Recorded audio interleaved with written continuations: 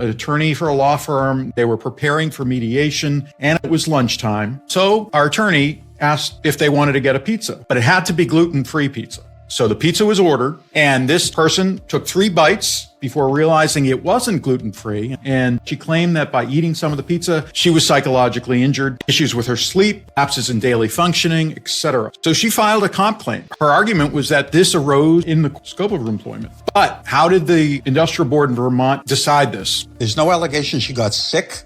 She had gotten sick. That might be another thing. But she had a psychological reaction to that. They did deny her claim. And I think they denied it primarily that either they don't recognize personal comfort cases or they didn't buy the psychological damage. But what makes this case interesting is once her workers' comp claim was denied, she felt somehow that her employer was negligent. Now, keep in mind that you cannot sue an employer for negligence if you're covered by workers' comp. That's the so-called great trade-off, the grand bargain.